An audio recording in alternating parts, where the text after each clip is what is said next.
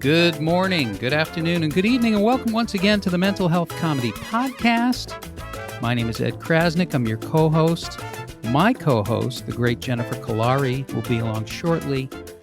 And today, we have a really great conversation with an old friend and a terrific comedian, one of the best working today, Eddie Pepitone. And I have a great conversation with Eddie Pepitone. We always have great conversations. We decided to record this one for posterity. So Eddie Pepitone coming up, Jennifer Kolari coming up.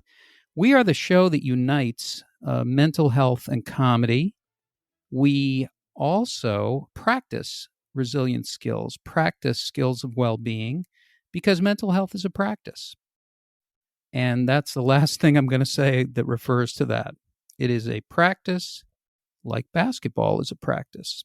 And I'm about as good with mental health as I am with basketball. So all of that bouncing along very shortly. And we're going to talk with Jennifer about how to change the direction of your brain. We can rewire our brain. Well, I can rewire my brain. This is all about me. And we're going to talk about that. And I'm also writing a musical about rewiring the brain called Do You Mind? Kidding. Well, kind of kidding. There was a great episode of Ted Lasso. I don't know if you watched that show, but it's really entertaining. And it's also, I think that the character is becoming so popular because you have a humane character, highly optimistic, helping other people. And now you're starting to learn about all the other stuff that goes on underneath with him and with the other characters on the show. And I think it kind of fits with our guest today. As I said, I had a really good conversation with my friend Eddie Pepitone, one of the funniest people, really, and he has a very dark sense of humor, and he also has a very spiritual side and social awareness about the screwed up systems that control our country. So that's all coming up. I love that all of that exists in the same person and in his performance and his writing. So that's really great. I love that conversation. And today's show is brought to you by the Mental Health Comedy Plus Network. You can't have a network unless you have a plus after the name. You cannot. It's a law. And of course, on the network, coming up for the fall season, a couple of really good shows I wanted to highlight, projects. Flip This Spouse is coming up. And this is where couples rebuild their relationships with fabulous challenges. Specific challenges to couples, like the Maybe You Could Listen to Me for 5 Seconds challenge. And the I Do Not Snore challenge. And obviously, You're the Problem challenge. It's all hosted by DIY therapists and a team of renovation coaches. Flip This Spouse. And a new movie, Southern Discomfort. A new family movie about a widowed veterinarian who falls in love with a local gas station owner who finds out that his family owned the most slaves in the United States. Southern Discomfort. We always like to welcome listeners no matter what emotional state you're in. Here now are emotional shout-outs. If you respond to yourself in a mirror by saying, "What are you looking at?" Welcome. If your GPS refuses to talk to you, welcome. If you think everything is your fault, including the Beatles breakup before you were born, welcome. If the biggest risk you've taken in your life is changing your deodorant, welcome. If you've dropped your phone in the toilet while listening to The Power of Now, welcome. If you've ever been called a dummy by a yoga instructor, welcome. If you think there should be an ice-blended CBD mochaccino, welcome. And if you're beating yourself up even now, there's always a place for you right here on the Mental Health Comedy Podcast. It's time once again for my partner, who is known as the High Priestess of Brain Hacks, the Soothsayer of Self-Care, the Ninja of the Neocortex, Jennifer Kolari. And Jennifer, how do you go from being so bent on survival financially to an abundant way of thinking and actually thinking that you can have all of the things that you want and live a life of plenty. And when I say plenty, I'm not talking about becoming a billionaire necessarily. I'm just talking about the feeling of I have plenty of everything. Yeah. I'm not even, everything is flowing.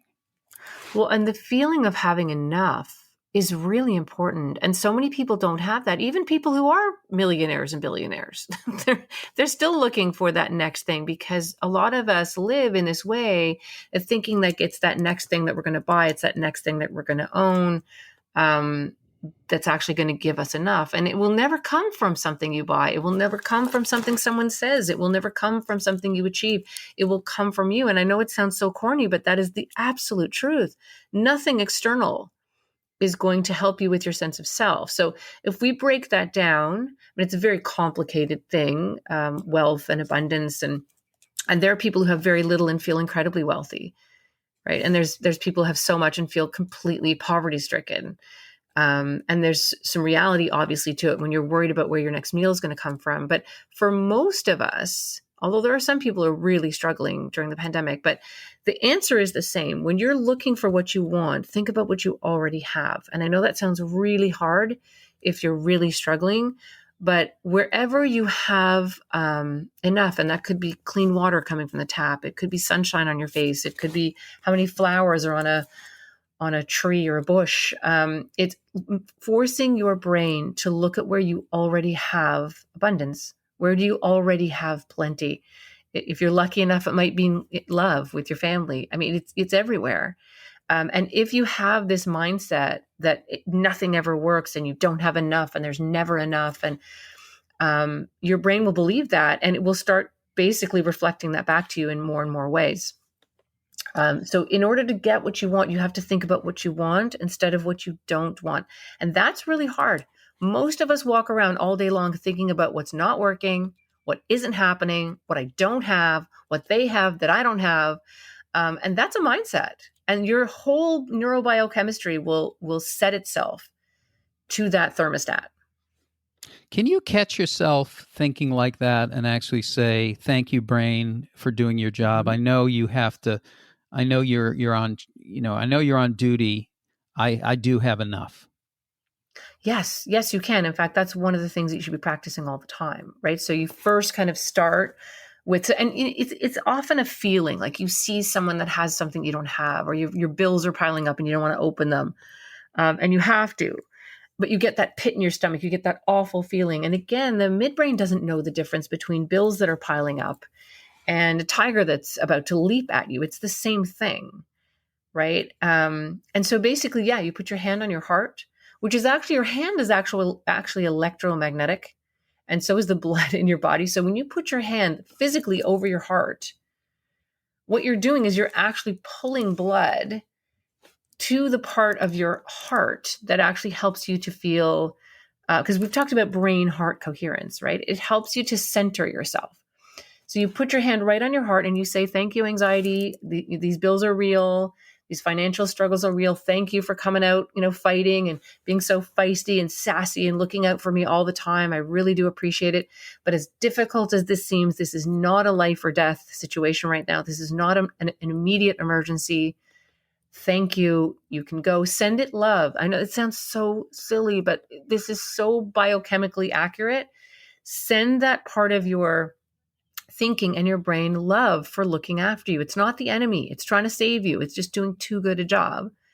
That will alchemize, that will metabolize. Your body will start to slow down a little bit. And then you can start to think about, force yourself to look around your house and say, well, you know what? I've got a lot of light coming in that window, and I do have a lot of dishes, and I have a lot of this, and I have a lot of that. It sounds so silly, but keep your brain focusing on where you have abundance and force your brain to go there.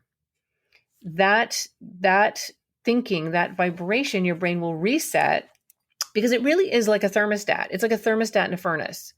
If you have a poverty mindset, whether you're truly in poverty or not, you could have money coming into your life at some point and you'll end up spending it all and blowing it all because your brain believes, I'm supposed to be poor. I'm supposed to not have that. Money is bad somehow. Money, I can't be a good person and have money, or I have money and it'll disappear. So why get attached to it? Like without even realizing it, we will have these very strong limiting beliefs that are guardians of our behavior without our awareness. Yeah, this is really important stuff. It's good stuff. And also your brain has a function, and to become more and more aware that this is not you, this is your brain actually doing these things, and to relate to it almost like it's something that's working for you. Yeah, they're programs. Yeah, this is a program. You can name it. You can call it out. Oh, this is a program. I Yeah, see. This is a program. right. Hi. Hi program. Okay, I'm shifting right now. I'm going to start thinking about what I want in this moment. But thanks. I see the program running.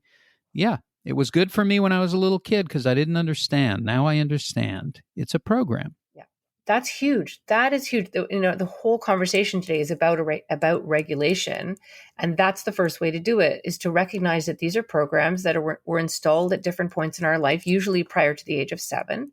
And I don't know how we got talking about money, but money's a good example, right? There are all kinds of programs that run in us that were downloaded by our culture, by our religion, by our parents.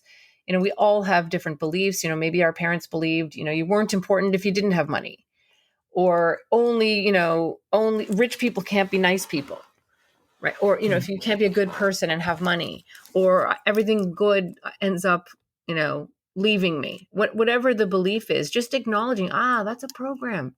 I don't have to Mhm. run that program. I can choose if I want to run that program. And here's something really very simple, but very complicated. So this is, again, something that you have to kind of work into your life and work into your practice. But when something feels good, it's usually the way to go.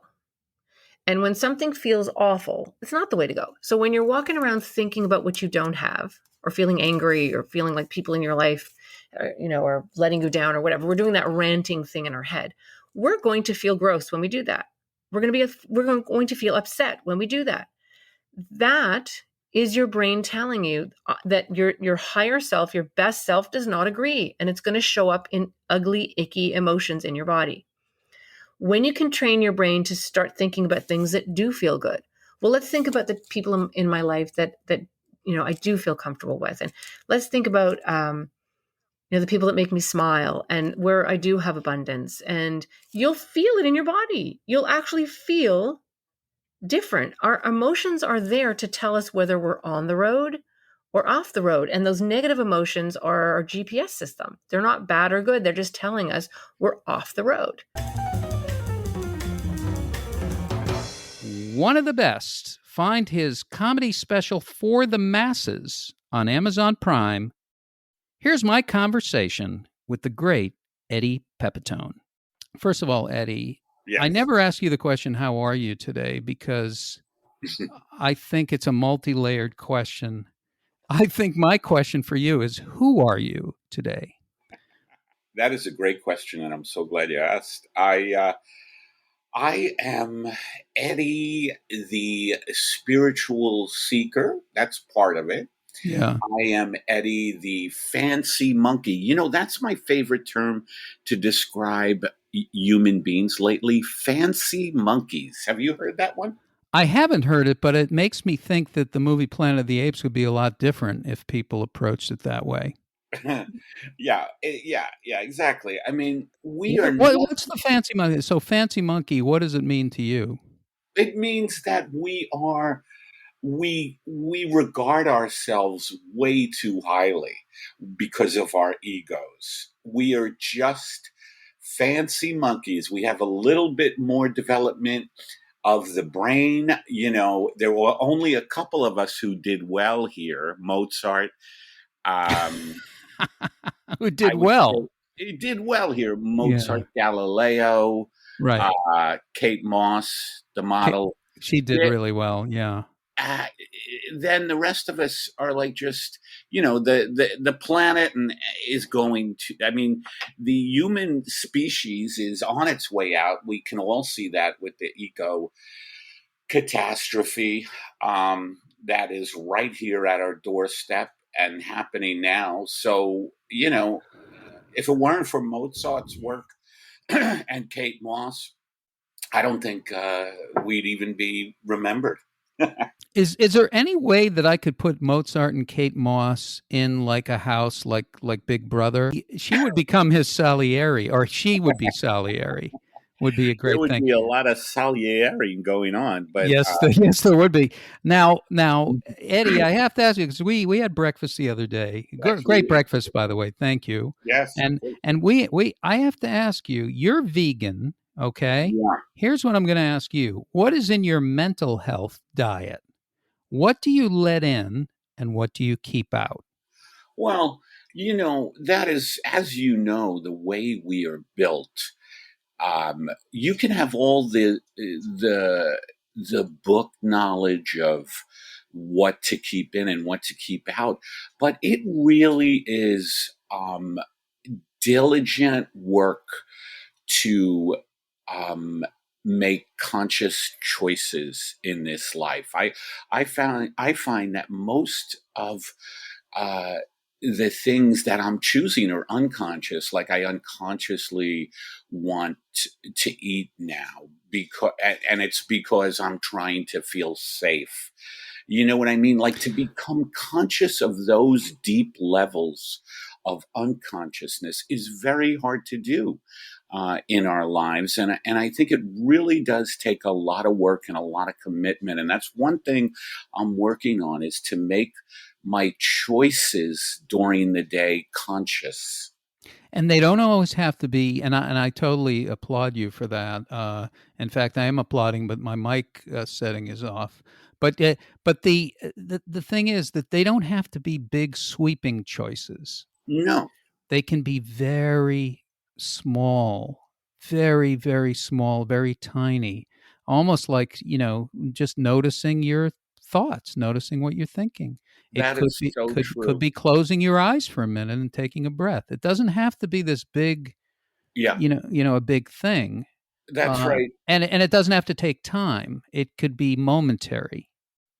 Um, so, but I totally get what you're saying. It is a conscious, diligent practice. It is a practice. Um, but all of that contributes to the energy in the world. I mean, not to sound too California, but there is if everyone is walking around with the thoughts and the energy that I have sometimes, and you multiply it by 1 billion, it's like Max von Sydow said in Hannah and Her Sisters. It's not why were there Nazis? It's given the way the world is today, why doesn't it happen more often? Yes, he's dead. I'd like to sue him. He was dead when he was alive. Condor is young. He's inexperienced. Move away from the cup here. But yeah, it's when you multiply that. I mean, it's what's going on in people's heads that is really unchecked thinking has brought us to this place. Uh, yeah, but the thing is that I think the best thing you said there was that these things are small, and a person like me really thinks everything has to be this very big, large, incredible moment, Right. and Right. it is it and it seems that the secret to mental health is doing little small moments. And I'll give you one concrete example. When I get up, and I feed my cats, and none of this is to brag. People can get this kind of lifestyle if they. Anyway, I feed my cats, and I feed my dog, give her pill, and then the phone and the computer beckon, and there is a choice right there for me. Don't go on social media for at least an hour. That's something I've told myself at the beginning of the day.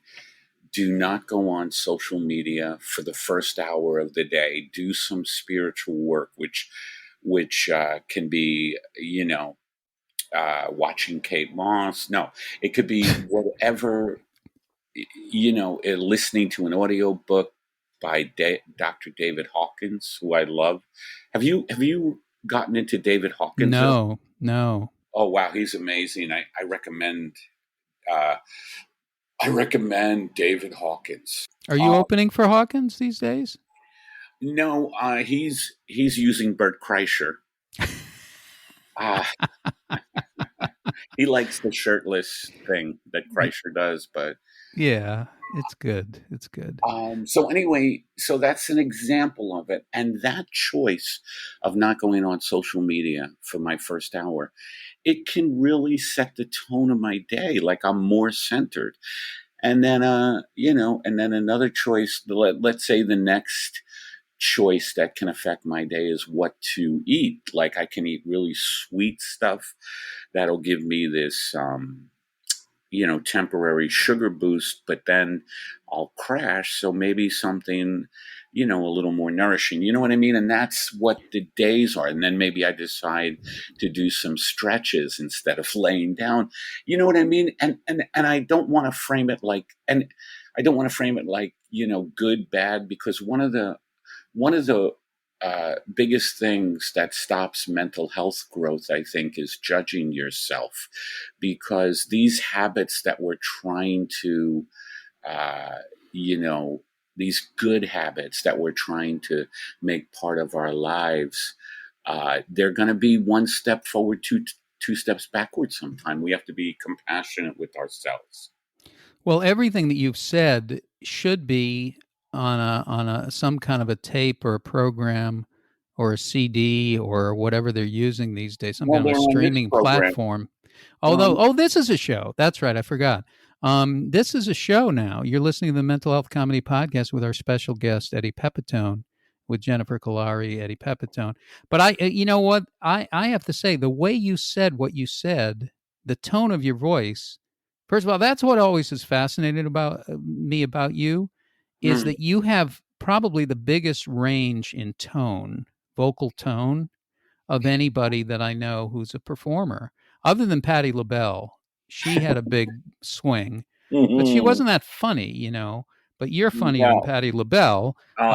She has better nails than you do. Her nails are very fun. Patti LaBelle is not that unfunny. I mean, she beat me out season 1, Last Comic Standing, but she was double dipping. She was double dipping at the time. I did go on, this is how old I am. I went on Star Search, and I actually, I remember that. I won a couple rounds, and Kevin James beat me out. He came Is that right? Yep, he came on and he did 2 minutes of fat jokes, and that was lights out. But that's a whole other story for a whole other show. Now, what you said was fantastic. It was really interesting in the tone of what you. Now, I find with food, now that we've had, going through COVID, that food is really a comfort. They say comfort food, and I come from a family of eating disorders. But food now is directly a way to comfort myself, and I actually look forward to it. You're in trouble when you're starting to look forward to it's nighttime and you're thinking, what can I make for breakfast?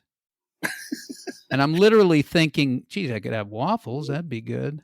And I'm like, and that'll really increase I'll be happier if I know that I'm going to have waffles. That is not the way you want to live. Now, first of all, we're lucky to be able to eat and to have food and to have what we need. We're very, very, very lucky. Yeah. Can we pause for the victims of everything right now? Yeah, the victims of everything. That, what's wrong with that is that you can't specialize, and that way you can't profit from the victims. If you say everything, then you can't help anybody, really. Because everything is separate now. And I could talk about that too. Every group has to have their community, and every group should be treated the same. Every group should be treated with respect and dignity. Every group. And we should all be able to come together in a diversity of thought, a diversity of culture, and appreciate these things. what the hell does this have to do with food? It's when I Where I'm did we go? choosing the What does this same. have to I'm do with choosing the food? same foods over and over again. What does this have to do with food and habits? All of a sudden, you're on a soapbox I that did. I we got all should crazy. be treated I equally. got crazy. I got crazy. I lost my way. And you What? can lose your way in this culture. You can lose your way. I just don't understand. I feel like No. we're also browbeaten by you know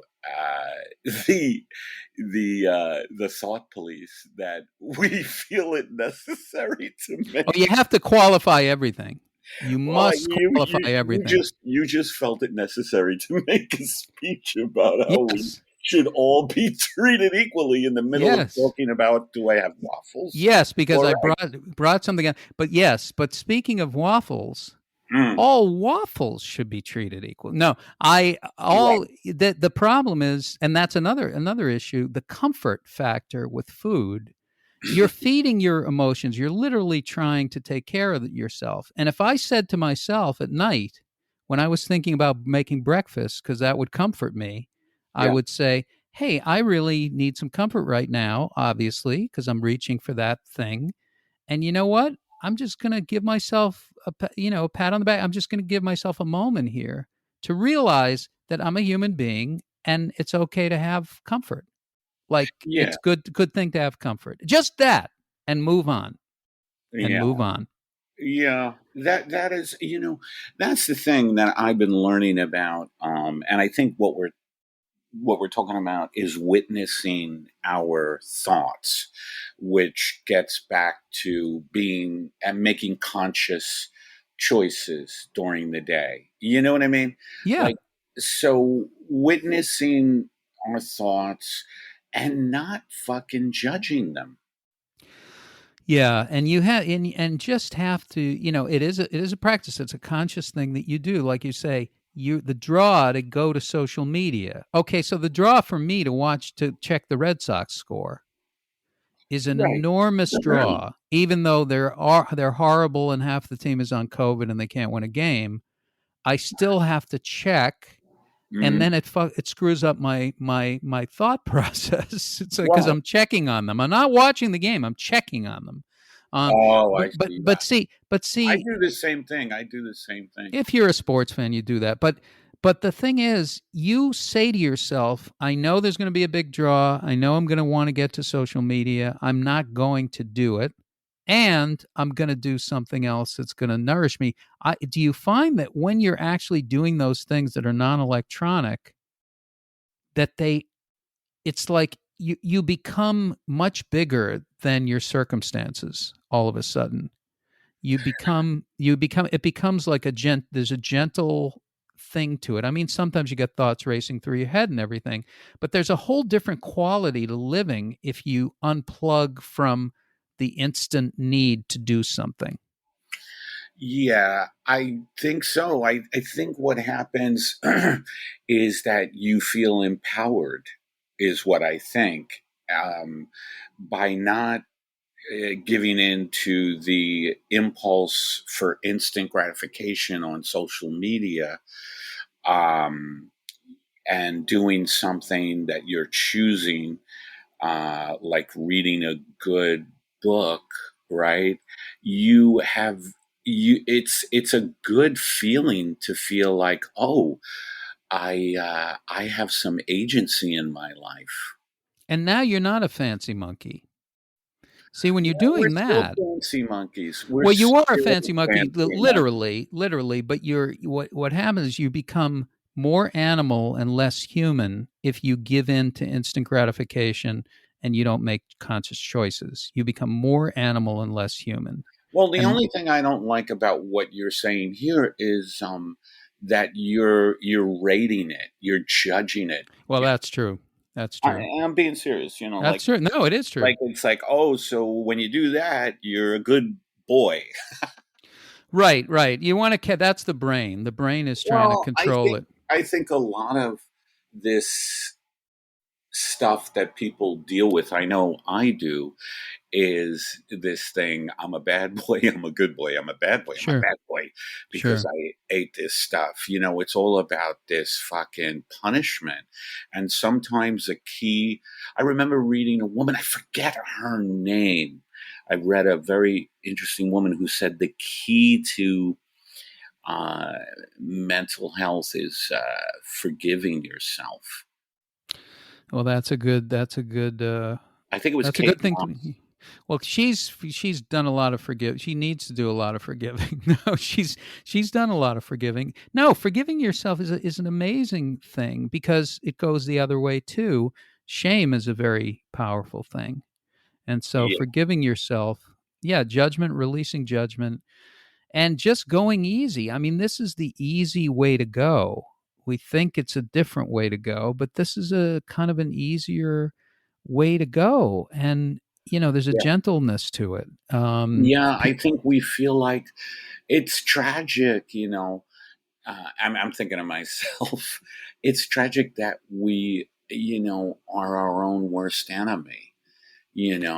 And the media and the outside world can feed that. I mean, I think, and this is one thing that I get angry at the mental health community in general. And you tell me if this is accurate, but I feel like the mental health community doesn't spend enough time on the forces outside the person that are allayed against the person, i.e., all these corporate forces who want us needing more and saying to ourselves, I am not enough, so we buy their fucking products. Right. Well, this is the And thing mental that, health professionals don't really address the power structure of this unbelievably sad and brutal system we live under, known as capitalism. so there's mental health and then there's social action. Mm-hmm. And Well, there's social, being conscious of it, and then social action. Because if we were really conscious of our needs, we wouldn't go out and. I mean, I've done this. All these things I'm talking about. I understand because I suffer from it.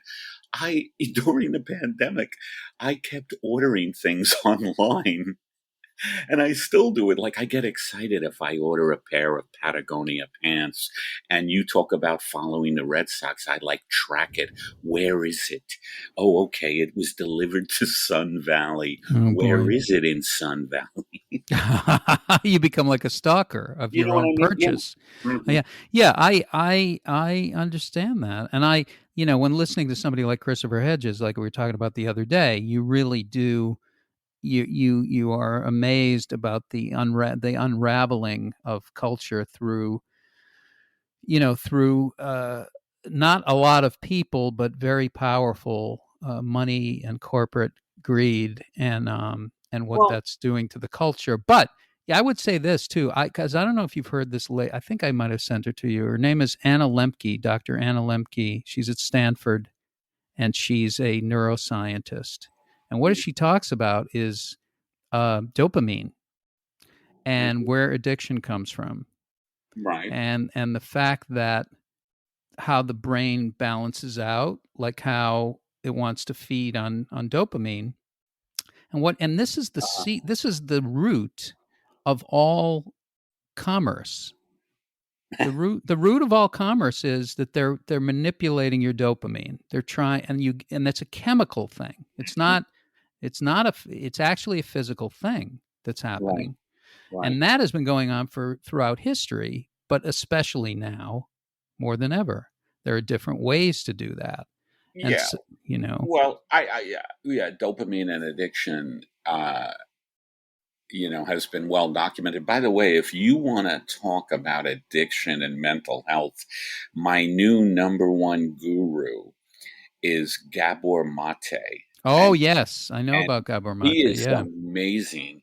And Yeah. his book, In the Realm of the Hungry Ghost, is, you want to read about addiction, and he nails it down to basically, in a nutshell, people not getting the love and care that they needed, as in that formative stage. I think it's for me, 0 through 42, but he says Yes. mostly 0 through 7.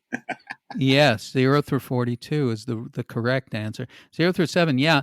Well, there's beyond that. That is the idea of what trauma is, because Well, yeah, many yeah, he people talks walk about around trauma. through Yeah, trauma. You're walking around that carrying exactly this right. shit. That's right. That's right. He talks about trauma is the key. And I'll tell you something. I've been working with my shrink, Dr. Kate Moss. No, I've been working with my shrink, and we've been working with trauma, and you know what? It's very difficult to one, unlock the traumatic events, but then once you unlock them, you can, at least for me, I can only work with them in bits and pieces with the trauma, a little bit at a time, because it's very, very intense, and our natural defenses are to put those walls up. And the biggest thing in life is to be vulnerable, because, you want to talk about what is ruling the world, is this invulnerability and this warlike mentality, being fearful instead of vulnerable, warlike. So instead of reaching out to people, we threaten people. You know what I mean? Yeah. And Yeah. the What's on whole what and world, there's a world of stuff under the anger. The anger sits on top of all the the other anger, emotions. the anger sits on top of grief. Yeah. You Grief, know, trauma, hurt, shame, sadness, all kinds of other things. Yeah, I don't know if you cry at all. well, I don't want to brag about. You're a good crier. No, I don't cry as much, and this is an interesting thing. Um, I'm on Zoloft, because I Are was. you working for them? Are you their spokesman? No, you're on. So now let me ask you just, and Well, let me I finish want the you to finish thought. your thought. Let me Yeah, finish the yeah, thought. yeah. Then I'm on Zoloft, and it really helps me. I think there are definitely drawbacks, and one of the drawbacks, I mean, it really helps me because I was having incredible anxiety stuff, and I needed something, so I went on Zoloft.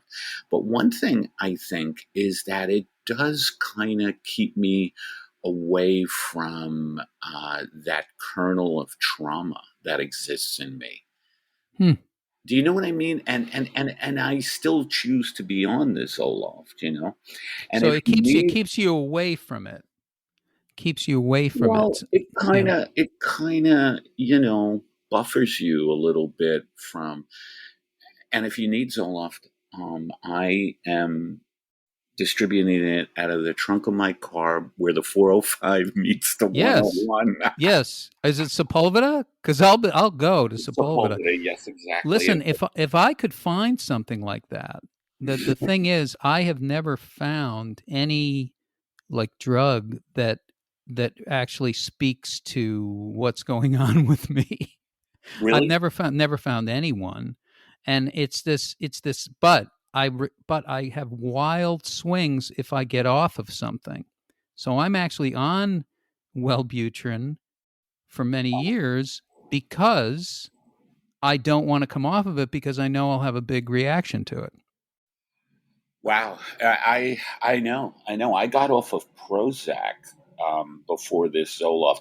I was off of Prozac before I went back on antidepressants. I was off of Prozac for, I think, 4 years, and going off of Prozac was a lot more difficult than I thought. I was having some pretty major mood swings myself, and I was doing it the way that incrementally. You have to. I mean, I'm sure you can get off of. How long have you been taking Wellbutrin? Oh, a long time. A long time. I Was it actually I actually before? knew I actually knew the guy who invented it. That's how long we were buddies. And he Was said, it? "Why don't you try Let me ask this?" you this. Let me ask you this. Was it before the Caravaggio exhibit at the Lochner Museum? It was actually during the time of Caravaggio. Uh, That he was painting, and he was like, I'm making painting," and I said, I want to take a drug. by the way, that Italian accent is what I'm talking about when I Yeah, say, slander. let's pause for the victims of everything. Now, I will say, like my Italian roommates used to say, "Non prendimi in giro, sto parlando seriamente," What does which that is mean? it means don't. I'm not making fun. I'm talking seriously. They would say that to me all the time, and then they'd say, "Ed, where are you running to? He's always running. He I love, runs. He's you know, always running." Yeah. I'm Sicilian and I love the Italians, man. Oh, yeah. I mean, Yeah. don't cross them, but I love them. Well, the Sicilians, if you listen to Mario Puzo talk about where he got the pacing and the flowery language Yeah, for the gangsters and the Godfather, it's yeah, all Sicilian because this is how they talk. They believe in getting the money up front. And the way they do it is they write you a nice flowery letter. They call you and they compliment you. You're a wonderful person. We're so lucky to be your neighbor. And yeah, all we need is this $50,000 and we'll just be done with it and it'll be fine. And that's how they used to approach people. yeah, yeah, When yeah. they with I feel like it's the same at the Hollywood Bowl. it's very similar. Don't go there during Sicilian night because they will Oh my God. that music. Yeah. Well, But yeah, but opera. but this is opera. I've never been to a live. I've seen it on TV. I've seen movies. I've listened to music, but I've never been to the opera. Oh yeah, it's great. Sometimes it can be real long. Why is it going? Yeah, and it's 4 days is a long time. Wagner 4 days, but the Italian operas. Oh, the Wagner Ring Cycle is amazing. Yeah. Yeah, yeah. I have it on my washing machine. I now what so I there's a lot of things here, big things. Uh, Hmm. do you believe? So let me ask you something about the trauma, okay? So Hmm. if it didn't keep the trauma away, do you actually believe that you could have the trauma and move through it? Well, that's no, no. I mean, I'm like I said, I'm choosing to be on Zoloft, and what I'm hoping to do is work. Uh, I mean, because my anxiety or depression, it's so hard to like separate anxiety and depression. I never know what to call it. I know they're linked. Mhm. They're like a vaudeville team. Hey, anxiety, yeah, depression. Um, As popular as Burns and Allen, at least. say goodnight, anxiety. That's actually a good sketch. Um, No, but I uh, mean, they're yeah. both like self-attacking. Um, but I think how like I I couldn't work with the trauma off of Zoloft either. I don't think.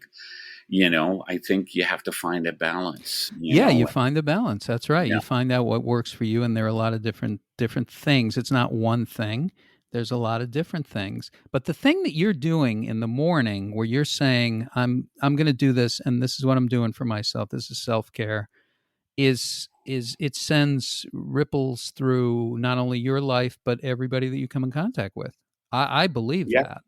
yeah. I believe that, except for comedy club bookers, that is not going to help with Well, that they have a kind of lot of people walls. They have a lot of walls around them. in the club and emotionally. Yes, it's true. Now, I want to go to something here because your tweets have always been legendary. But I want to go and just look, and I want to just dissect what's going on here, and what you think of it, and like, see, my question is, when you write a tweet, can you when you do something like this, can you then, I mean, it's hysterical, and then can you then go away from it and say, and now I'm going to, a more peaceful place, and A have more that what? back in A more peaceful what? place, a peaceful place. Oh, yeah, yeah, So yeah. so here so this is the tweet. The American landscape is one of fear, violence, suicides, mass shootings, and great savings. Here at Walmart, our employees have to apply for food stamps while we accumulate obscene money. That's the American way. We lower our prices by using overseas labor that isn't regulated. First of all, Walmart is a sponsor of the show. So I wanted to just read that to just say, it's Uh, maybe instructional for them. But I also want to see, okay, so yeah. you write this tweet, so this goes Mhm, out, it's mhm, hysterical, and mhm. then you're able to disconnect and you're able to say, okay, that's my tweet for the day or for the hour or for one of five. And now, but I've stayed away from social media in the early part of the day so that I'm Right. grounded and I can do these things. Yeah, but it's a double-edged sword though with social media because I I I put a tweet like that out, and if when I know that it's funny, right? When I know, ooh, this is a good one. You know how we know when something is good, like when we come up with a joke, and I do get excited about that, and I do think I get a little overstimulated because then, sort of like again checking the Red Sox score, I go back. Hi, Katie. My cat is wanting to say hello. Uh, Hi, Katie. How are you? Now, when did Katie Hi, get off of Zoloft, or is Katie Katie. on? Yeah, Katie is on a variety of temptation treats that the doctor has prescribed. Oh, good. That's She's on good. salmon and Lipitor. Well, Lipitor is very popular with the cat It community. really is. It really is. No, but It what I yeah. was going to say is that when I do tweet out something funny, I then get pulled into like, ooh, how many people like it? Who likes it? Are there verified people liking it? And Oh, it's not easy. Some days I'm better at saying, okay, I this is what I tell myself that I'm on social media to keep my profile high as a comic, etc. right. And I wonder if sometimes, I wonder if I should just get off of social media because, it's like it can be a place where you live your life, in this virtual reality way instead of living it in a real way. I think it could be a good creative like stimulation to be able to just write these things and come up with these things, and that we're comics, we want to create things, that we're always going to be creating things. Hmm. But at the same time, what would happen probably if I got off of it completely, and I'm hardly on social media, but um what would happen is your life would be good. It would actually not make it wouldn't be like, oh, I really miss social media. It might be that way for short periods of time, but your life would be enriched with other things, and you wouldn't be caught up in it. Not that you are caught up in it, because you don't just. I mean, most people just do that, and they don't have other things that they Yeah. choose. Last So night, last night, I decided to do a show in an outdoor venue. What is it, Katie? In an Katie, outdoor venue. And the reason I did it was for no money, but I knew there would be a big audience and I needed the human contact. You know sure. what I mean? Like, I wanted to do it because I wanted to, do my humor three dimensionally, which is so much more rewarding than online, you know? Sure, sure. There is no substitute for that. And I feel like even though it's very easy to watch streaming movies, and it's Mhm, great, and mhm, series and all those things, there mhm. is no substitute for going into a theater and sitting in front of a big screen with other people. That's true too. That's Yeah. true There too. really isn't, and never, I don't know if it ever will be. It's a live shared experience. The live shared experiences are really important ones. I think the key is shared. We need to be in community. Yeah. But I find that I get, the more isolated that I am, the more I become used to it, and the more everything seems like a big deal. It's like even phone calls. It's like, how do I not have time for phone calls? It's crazy. Like, how do I not have time for phone calls? I get the same way. I get the same way too. Well, it's like, I think, oh my God, that's going to take a long time. Well, what are you doing that it's going to take time from? What great thing am I doing? Well, one thing I heard this, and this is from Eckhart Tolle. I heard it. He says that our biggest addiction is to our thoughts. And I think we don't want to leave our thoughts and do the phone call, even if the thoughts are painful. We're addicted. Yeah. There is a quality of, if you just had the peace and quiet, your brain would say, let's look for the issues, and let's start thinking about not here. We're thinking about the future or the past, for sure. That happens, 36 hours of a 24-hour day. And it's just what you say to those, how am I going to see? This is the thing that we're like working with Jennifer was really good, because I really never I didn't really look at thoughts and emotions as a two-way conversation. I thought it was just, you have thoughts and that's what you think. Yeah. I thought you have feelings, not realizing that they come from thoughts, and this is what it is. And then I read Marcus Aurelius, not really, but I look a little bit about him because I love his quotes. He's great. Well, Mark was a wonderful man. He was not a great conversationalist, but Mark was great. But the happiness of your life depends upon the quality of your thoughts. That's Marcus Aurelius. What's interesting is that Hawkins says, and I really do recommend you and your listeners to get familiar with David Hawkins's work. Power versus Force is one book. I'm blanking on the others, but and you can also watch them on YouTube. But he says that the emotions generate thoughts, and that the witnessing is really witnessing and letting the emotions come and go, because one emotion can generate, 1,000 thoughts. So what you're talking about with Marcus Aurelius, who was a good buddy of, I believe it was Chuck Woolery. I forget, but he was on the show, early days of the show. but is Hawkins is saying we need to let the emotions go, again, and it dovetails beautifully. It dovetails beautifully into Buddhism, just detaching, letting our emotions pass like clouds, and that will then clear up our thinking.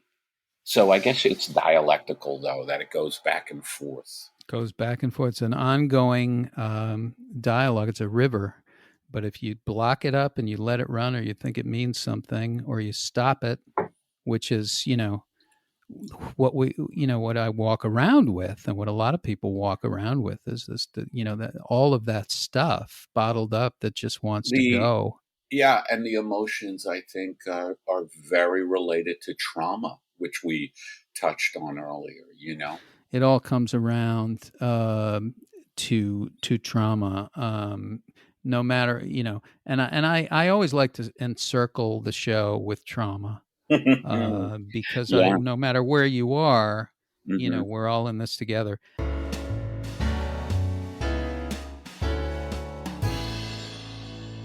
Well, listen, Fancy Monkey could be, but it's always, I love talking to you. It's so much fun. And my thanks to Eddie, as always. Listen to his podcasts, follow him on Twitter.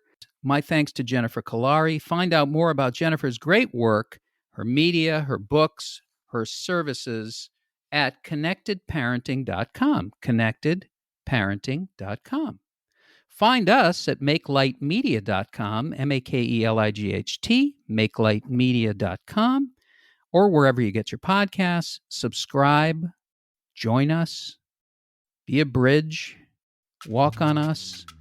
If you have any issue that we can help with, please shoot us a note at ed@makelight, MAKELIGHT media.com. That's our show for this week. Thanks for listening. Keep coming back. It works if you work it. I'm Ed Crasnick. See you next week.